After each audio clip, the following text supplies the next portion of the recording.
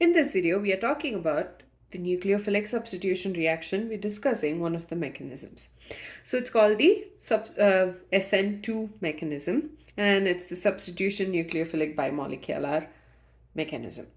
So when you have a reaction between chloromethane and hydroxide ion or methyl chloride and hydroxide ion, what will happen is the OH is the nucleophile. OH minus is the nucleophile. It will come and attack this carbon, right? And when it comes and attacks this carbon, it leads to the chloride ion being removed.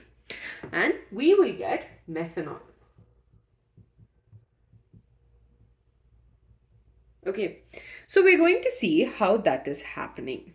So first of all, you have the OH and you have this beautiful structure of chloromethane. If you remember from class 11, I know I keep saying that you have to go back to class 11 and just brush up your basics.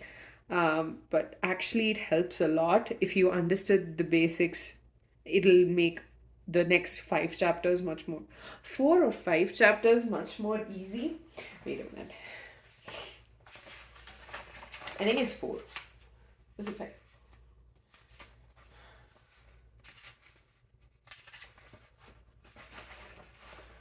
Okay, haloalkanes, haloarenes, alcohols, phenols, ethers, aldehydes, ketones, carboxylic acids, amines, even biomolecules and polymers will be much more easy if you understood the basics that you learned last year. So what's happening over here is the OH minus is going to come and attack this carbon. It is because the carbon has a partial positive charge. Now the dotted line symbolizes that the hydrogen atom is behind the piece of paper or behind the plane, and the thick line represents that the hydrogen atom is coming towards us. Dotted line represents it's going below, and these bonds, that is for hydrogen and the chlorine, implies that they are on the plane of the paper. Now what will happen here is this OH is coming and attacking the carbon atom. Now when it attacks, it's leading to something called it'll lead to this transition state where the central carbon atom is bound to both the outgoing nucleophile as well as the incoming nucleophile. So these both will have a partial negative charge. Also, you have the hydrogen atoms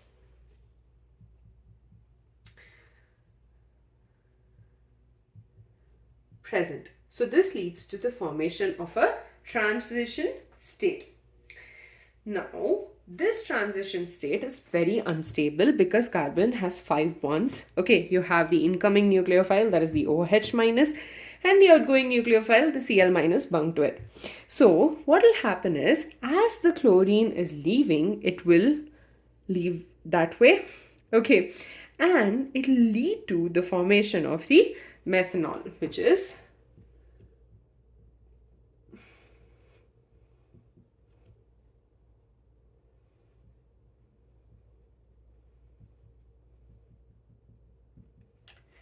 okay. Now, first of all, the rate of this particular reaction depends upon 2 things. One is the incoming nucleophile as well as the alkyl halide. And because this particular reaction, the rate depends on both of these, both the reactants, it is a second order reaction. You've learned that in chemical kinetics. So the rate of the reaction depends upon the incoming nucleophile as well as the alkyl halide, which are both the reactants. And because of that, it is a second order reaction, and that's why it's called a bimolecular substitution. So the rate of the reaction depends upon both incoming nucleophile and the alkyl halide. So it depends upon both of these things. The next thing is the transition state. Okay, so in the transition state, what the carbon atom itself has 5 bonds, making it extremely unstable. So it is very difficult for us to capture this transition state. And because of that, I mean, it's obviously impossible because it is highly reactive in nature due to the fact that the carbon atom has 5 bonds. The next one is configuration. This is a very interesting one. So the word configuration means like how the atom or how the various atoms are arranged in a three-dimensional space is the configuration. For example, over here I said that this hydrogen atom is behind the plane of paper or the plane of this, whereas this hydrogen is coming towards us, right? So, or I could just show it to you, I guess. So let's assume this is our plane, right? Now, the hydrogen, which is denoted by thick line, is towards us like this. And the one that is away from us is denoted like this. So you have it here. Okay, this is the plane. This is facing us. The black pen is facing us. And this is denoted by the thick line, whereas this hydrogen atom is denoted by the dotted line. Now, what is happening over here is, as the chlorine atom is leaving, it will pull all of this to this side. If you notice, this is actually a flip image of, like, this is the flip of this one. So this hydrogen went to this side. This hydrogen stayed the same, but the OH is on the back side of the carbon because the OH attacked from the back. Okay, so there is an inversion of configuration taking place.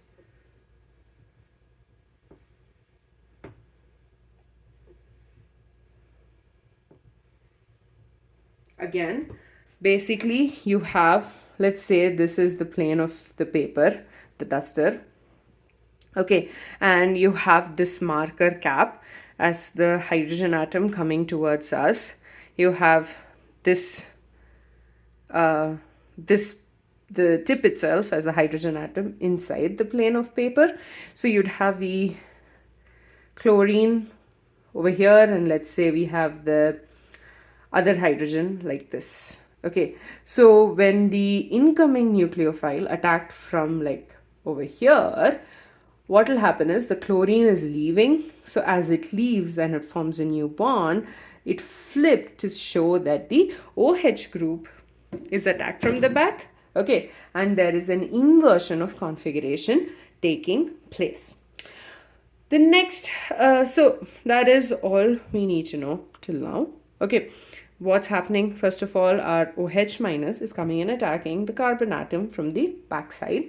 So as it comes and attacks from the backside, there is a transition state that is formed where you have 5 bonds attached to 5 groups attached to the carbon atom, and since there is both the incoming and the outgoing nucleophiles are attached to the carbon atom, and since this is pretty unstable because carbon has 5 bonds, it is actually highly reactive in nature, and as the chlorine atom goes out, it pulls the molecule in such a way that there is a flip happening, and this in turn shows like the OH has attacked from the back.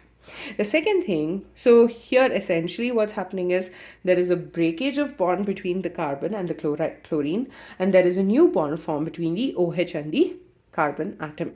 The rate of the reaction depends upon the incoming nucleophile as well as the group, the alkyl halide, and because it depends upon both of these, it's a second order reaction.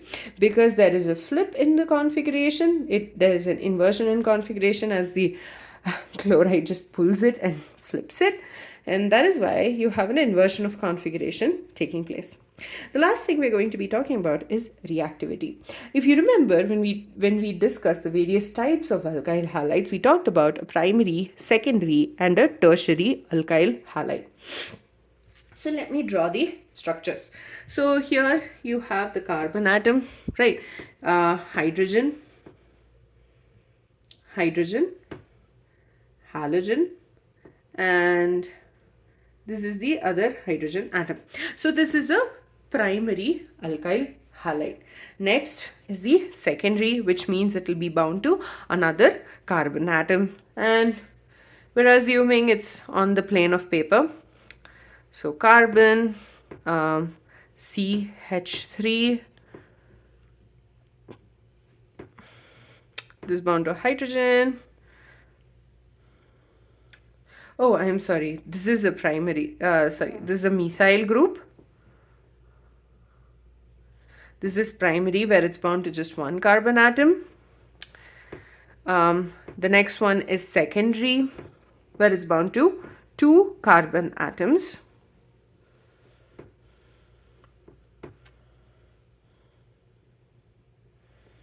And these are exactly as to, like, similar to what has been given in your textbook, just because I didn't want to confuse you. I mean, it could be the other way, like this could be on a dotted line going away from us. That's fine too. So this is a secondary, and tertiary is going to be a carbon atom bound to three carbon atoms.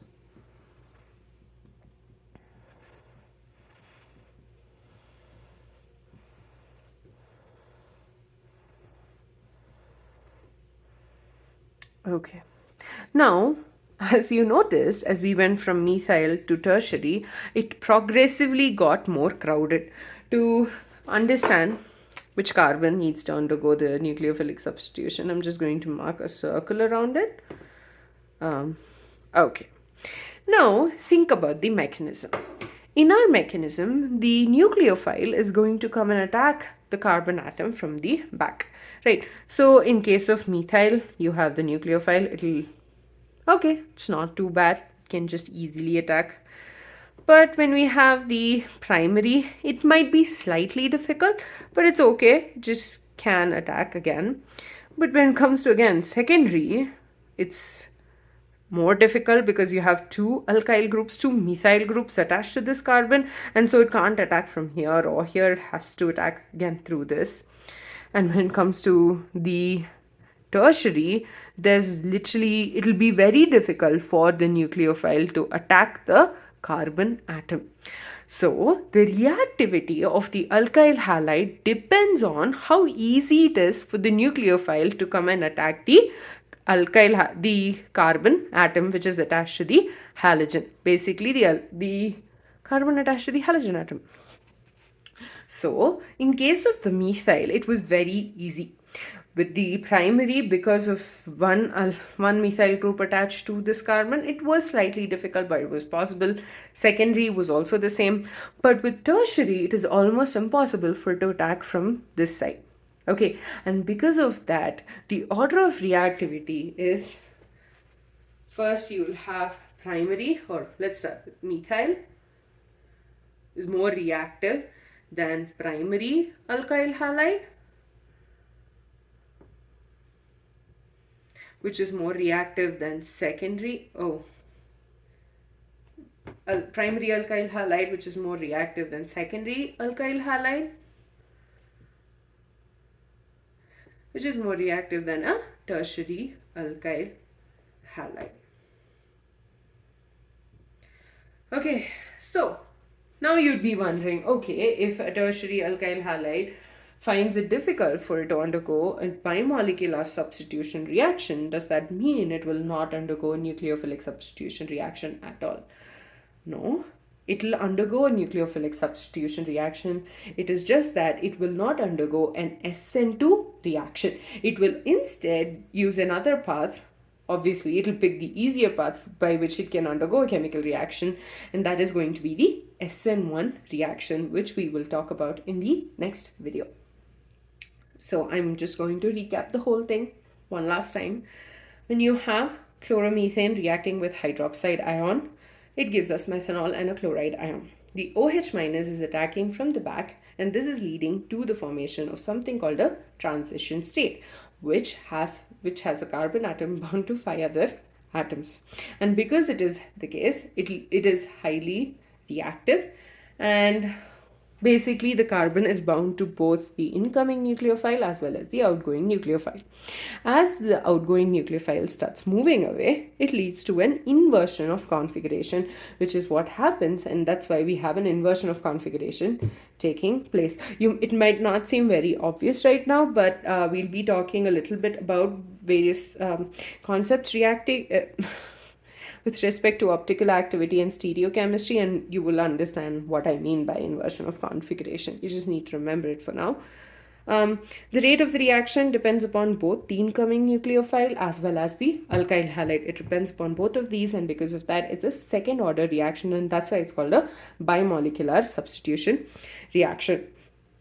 The transition state is highly unstable, and the reactivity is based on how easy it is for the nucleophile to come and attack the carbon atom. In case of methyl, due to the presence of just hydrogen atoms, it's easy for it to react.